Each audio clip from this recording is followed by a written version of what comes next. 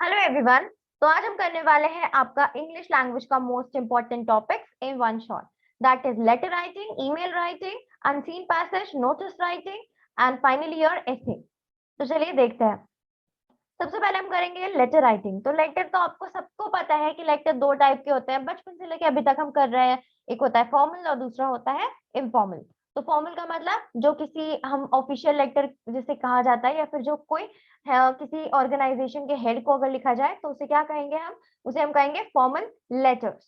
Fine, इसमें तो किसी को कोई डाउट नहीं होगा। ऑलराइट, इसके बाद अब हम क्या देखेंगे? इसका फॉर्मेट।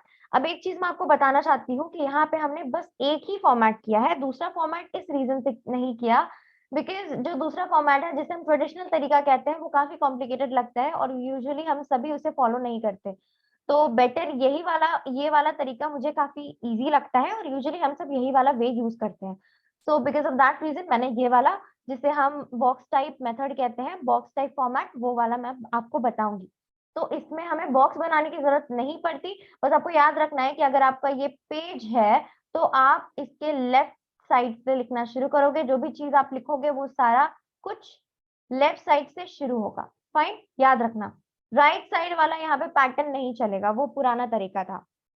अब यहाँ पे आपको कैसे लिखना है? सबसे पहले आप सेंडर का एड्रेस लिखोगे, उसके बाद एक लाइन छोड़ दो, फिर डेट लिखो, फिर एक और लाइन छोड़ दो। उसके बाद आप द एडिटर, क्योंकि यूजुअली हम द एडिटर वाले लेटर्स ही पढ़ेंगे, तो the editor, the times of India, या फिर जो भी न्यूज पेपर का नाम है वो लिख दो, जैसे कि Hindustan, for example the Hindu.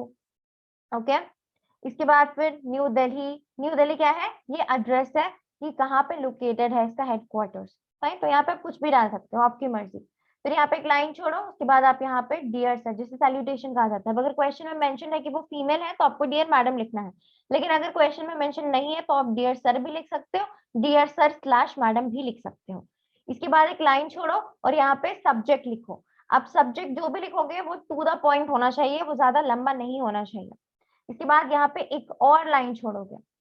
Fine, यहाँ पे लाइन छोड़ना है, यहाँ पे छोड़ना है, यहाँ पे लाइन छोड़ना है, यहाँ पे लाइन छोड़ना है, एंड देन यहाँ पे लाइन छोड़ना है, भूलना मत। इसके बाद इसको स्टार्ट कैसे करना है? Through the columns of your esteemed newspaper I wish to draw your attention towards, यहाँ पे अपना प्रॉब्लम लिखो। ये वाला सेंटेंस आप सारे लेटर्स में, जो भी टू द एडिटर है वो सारे लेटर्स में लिख कर आओ। ये most appropriate opening sentence, usually हम सभी ये वाला पैटर्न फॉलो करते हैं, तो आप ये वाला सेंटेंस हर जगह लिखकर आ सकते हो। आंख बंद करके आप इस चीज को याद कर लो, वैसे पॉसिबल नहीं है आंख बंद करके, बट इस चीज को याद कर लो और ये वाला सेंटेंस आप हर जगह लिख कर आओ। यहाँ पे आपको जो भी इश्यू है वो लिखो। उसके बाद यहाँ पे आप क्या करोगे? यहाँ पे आप रिक्वेस्ट करोगे कि आपको क्या इश्यू है, आप रिक्वेस्ट करो कि किस तरीके से आपको द एडिटर हेल्प कर सकता है, and then closing line. Closing line में कोई भी बढ़िया सा सेंटेंस लिख दो। अब ये सेंटेंस कुछ भी मत लिख सकते हो, राइट? कुछ भी नहीं लिखना है।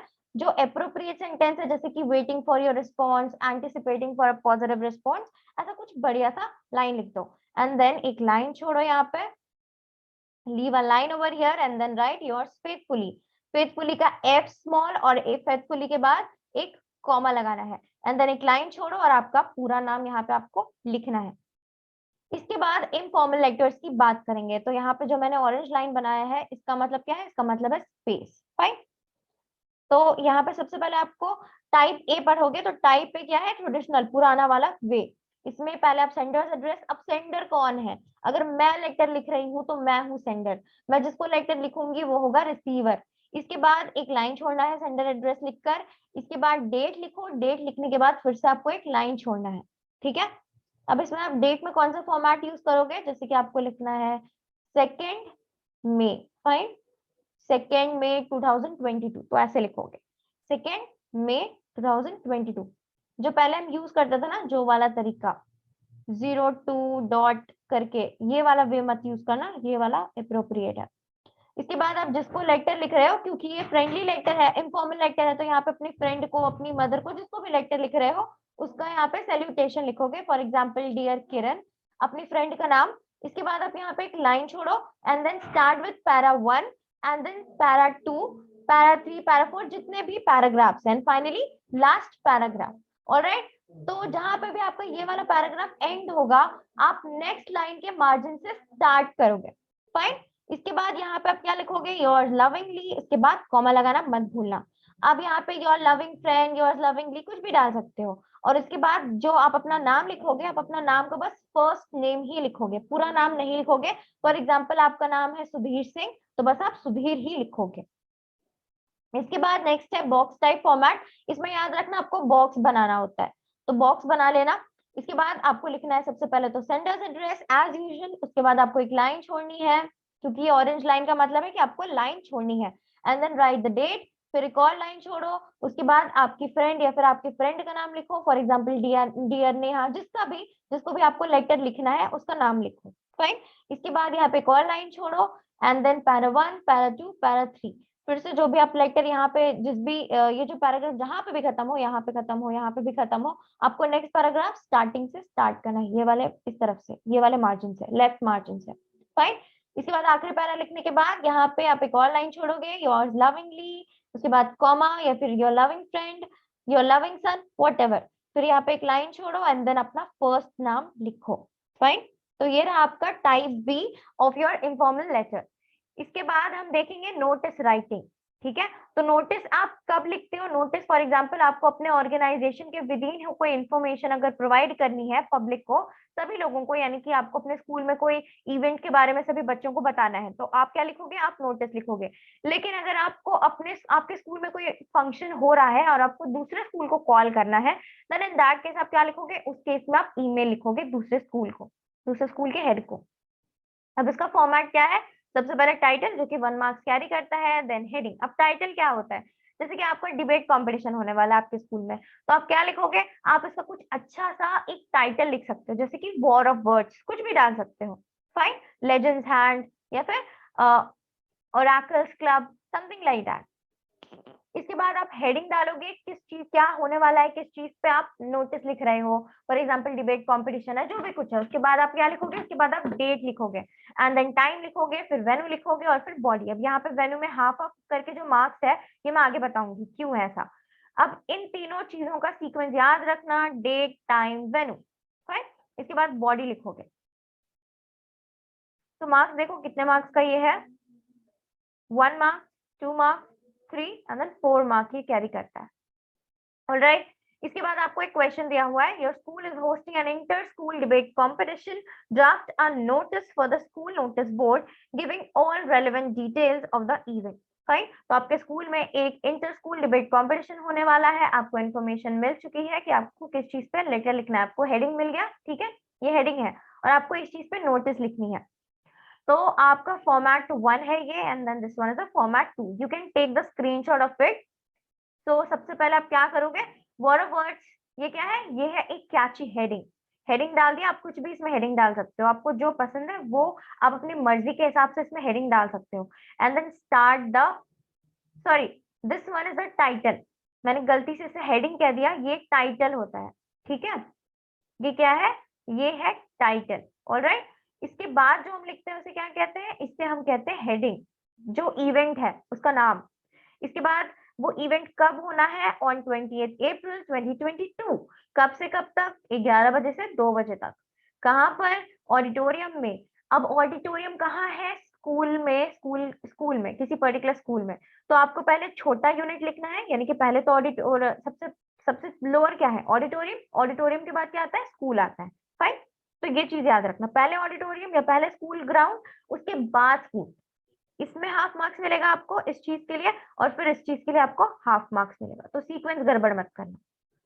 अब यहाँ पे लिख दो simple, all interested peoples of classes 9 and 10 are requested to give the names. उनको नेम देना है, किसको देना है उसका नाम लिख दो, और कब तक देना है ये भी लिख दो, और अगर कुछ एडिशनल डिटेल्स है तो वो भी मेंशन कर दो। सेकेंड वाले फॉर्मेट में भी कुछ ऐसा होता है, बस इसमें जो आपको मार्जिन है वो लेफ्ट मार्जिन से लिखना शुरू करना है, यानी कि सारी चीजें किस तरफ अलाइंड है? Left side. राइट। तो सबसे पहले आप लिख दिया आपने टाइटल, इसके बाद आपने लिख दिया हेडिंग। फिर यहाँ पे बस ये डिफरेंस आ जाता है कि यहाँ पे DATE डेट आपको लिखना पड़ता है, वहां पे आपको ऐसा लिखना पड़ता था? बिल्कुल भी नहीं। यहाँ पे आपको TIME टाइम, फिर वेन्यू, ये सारी चीजें आपको मेंशन करनी है। ये काफी आसान लगता है, क्योंकि इस तरीके से आप कंफ्यूज नहीं होते या फिर आप भूलते नहीं कि आपने कौन सी पॉइंट मिस कर दी। और ये वाली चीज तो पहले की तरह ही वही चीज है। अब एक चीज यहाँ पे मैं आपको ये बताना चाहती हूँ कि अगर आपके नोटिस में ऐसा लिखा हुआ है कि आप हेड गर्ल हो और तब आपको ये लेटर ड्राफ्ट करना है, तब यहाँ पे लास्ट में आप अपना नाम और फिर अपना डेजिग्नेशन लिख दोगे। फाइन, ऐसे इसकी उतनी जरूरत नहीं पड़ती नोटिस में, बट अगर मेंशन है तब आप मेंशन करोगे और ऐसे भी आप मेंशन कर सकते हो। Next, email writing. तो ईमेल राइटिंग क्या होती है? ईमेल राइटिंग जस्ट मैंने थोड़ी देर पहले आपको बताया था, अगर आपको अपने स्कूल से किसी और स्कूल में नोटिस पहुंचाना है तो आप क्या करोगे? न्यूज पहुंचाना है तो आप ईमेल लिखोगे। तो यहाँ पे सबसे पहला चीज होता है टू, आपको किसको लेटर या फिर किसको वो पर्टिकुलर मेल लिखना है, दूसरे स्कूल के प्रिंसिपल को, जिसको भी लिखना है। सीसी क्या होता है कि आप ये वाला मेल, जैसे कि आपको कोई पर्टिकुलर मेल अपने प्रिंसिपल को भेजना है, अब अपने प्रिंसिपल के साथ साथ अपनी क्लास टीचर को भी मेल भेज सकते हो, तो कार्बन कॉपी की मदद से यहाँ पे आप उनका मेल आईडी लिखो। इसके बाद बीसीसी क्या, आपको मतलब अपने फ्रेंड को भी ये मेल बताना है, ये मेल भेजना है, लेकिन आप ये नहीं चाहते कि आपकी टीचर या फिर आपके प्रिंसिपल को पता चले कि आपने अपने फ्रेंड को भी ये मेल शेयर किया है, देन इन दैट केस आप उसको ब्लाइंड कार्बन कॉपी बीसीसी में भी ऐड कर सकते हो। और ये दोनों चीज सीसी और बीसीसी दोनों ऑप्शनल है, इस पे कोई मार्क्स नहीं, तो आपकी मर्जी, आप लिखना चाहो या फिर नहीं लिखना चाहो। टू लिखना जरूरी है, फिर सब्जेक्ट लिखो, सैल्यूटेशन लिखो, फाइन। इसके बाद opening line, body, closing line, subscription. अब चलिए देखते हैं कि लिखते कैसे हैं। आपको एक क्वेश्चन दिया हुआ है, you are suppose to submit your documents including your parents income certificate and caste certificate in your school office. ठीक है, आपको अपने स्कूल ऑफिस में क्या सबमिट करना है? अपने पेरेंट का इनकम सर्टिफिकेट और अपना कास्ट सर्टिफिकेट। तो फिर डॉक्यूमेंट्स, आपके जो डॉक्यूमेंट्स है वो अभी भी प्रोसेसिंग में है, अभी तक वो रेडी नहीं हुए।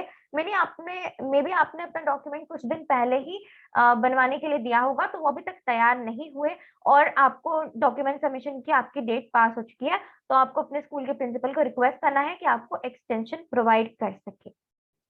तो यहाँ पे आप किसको लेटर लिखोगे? ऑब्वियसली बात है, प्रिंसिपल को। अब जब भी आप ईमेल लिखोगे ना, तो ईमेल आईडी आपको पता होनी चाहिए कि ईमेल आईडी स्मॉल लेटर में लिखा आता है। इसमें आप लेटर्स यूज कर सकते हो, डिजिट्स यूज कर सकते हो या फिर स्पेशल सिंबल्स भी यूज कर सकते हो, लेकिन लास्ट में @gmail.com लिखना मत भूला, वरना मार्क्स आपका कट सकता है। एंड देन यहाँ पे सीसी और बीसीसी ऑप्शनल है, आपकी मर्जी, योर विश। फिर आप सब्जेक्ट लाइन लिखो। सब्जेक्ट क्या है? Extension and document submission, simple, इसको ज्यादा लंबा करने की जरूरत नहीं थी। डियर मैडम, क्योंकि यहाँ पे क्या मेंशन है? यहाँ पे हर मेंशन है। ध्यान देना, क्वेश्चन में दिया हुआ है कि वो फीमेल है, so you need to write madam. I am writing this to request you for an extension in the document submission, including parents' income certificate and caste certificate, which were due on 25th of March 2022. Fine. Your documents are under processing. तुम्हारा documents processing में है, so the documents are under processing and are expected to be delivered at my house within this week. तो इसमें आपने बताया, opening line है ये आपका, and then kindly grant me an extension till 1st of April 2022 for the same. यहाँ पे आपने क्या किया? यहाँ पे आपने रिक्वेस्ट डाला, यानी कि body, and then this one is the closing line, so you can add like this. ठीक है, और फिर लास्ट में योर्स फेथफुली, फेथफुली के बाद कॉमा, एफ स्मॉल होता है, फेथफुली का F small, do not forget, and then अपना नाम। और क्योंकि यहाँ पे आप जो ये ईमेल लिख रहे हो, आप किसी स्कूल के प्रिंसिपल, आप यहाँ पे हेड गर्ल, हेड बॉय यहाँ पे मेंशन नहीं है, बल्कि आप इंडिविजुअली अपना प्रॉब्लम रख रहे हो, तो यहाँ पे अपना क्लास और सेक्शन डाल देना। फाइन। अब इसके बाद आप ऐसे राइटिंग और पैसेज राइटिंग में क्या क्या चीजें आपको मेंशन करनी है। एक चीज और मैं बताना चाहूंगी ईमेल राइटिंग के बारे में, कि अगर आपको कोई इवेंट, फॉर एग्जांपल आपको डिबेट कंपटीशन के बारे में लिखना था, तो सब कुछ तो सेम था, लेकिन यहाँ पे आपको कौन सा फॉर्मेट फॉलो करना पड़ता? डेट, टाइम और वेन्यू। यानी कि जैसे कि आपने नोटिस के अंदर लिखा था ना कि आपको ये सारी चीजें इसी इसी बॉडी के अंदर आपको मेंशन करनी है, यहाँ पे अलग से आपको डेट, टाइम, वेन्यू नहीं लिखना, इसी बॉडी के अंदर आपको ये सारी चीजें डाल देनी है इस सीक्वेंस के साथ। यानी कि on 25th of March 2022 time दे दो और फिर वेन्यू दे दो, कहाँ पे होने वाला है वो फंक्शन, क्योंकि यहाँ पे कोई फंक्शन या फिर ऐसा कोई चीज नहीं है, यहाँ पे आप अपनी क्वेरी रख रहे हो, एक्सटेंशन मांग रहे हो यहाँ पे, इसलिए आपको डेट, टाइम, वेन्यू की जरूरत नहीं है, लेकिन डेट डालना यहाँ पे जरूरी है क्योंकि ये ड्यू डेट बता रहा है। फाइन, ये दूसरा ऑब्जेक्टिव के साथ लिखा हुआ है। तो आई होप आपको ये चीज अच्छे से समझ में आया होगा।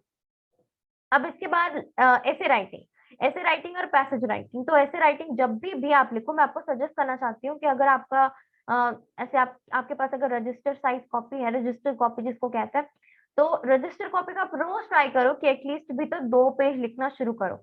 और अगर आप सोचते हो कि एग्जाम में मैं कैसे लिखूंगा या कैसे लिखूंगी, मतलब कहीं मैं ज्यादा ना लिख दूं या कहीं मैं कम ना लिख दूं, तो ट्राई करो कि जो आप कॉपी यूज करते हो उसमें आप 1 पेज एंड सेकेंड पेज का more than half, little more than half इतना लिखो, इतना काफी है। इतने में आसानी से आपका जो लिमिट है वर्ड लिमिट वो भी हो जाएगा और आप मैटर भी लिख सकते हो। तो प्रैक्टिस करना लिखने का पहले से ही, ताकि आप उस दिन अच्छे से लिख पाओ, वरना फिर आप एक्सीड भी कर सकते हो, कम भी लिख सकते हो। राइट, तो ऐसा लगना चाहिए कि ऑलमोस्ट आपका जो वर्ड लिमिट है वो टच हो गया है।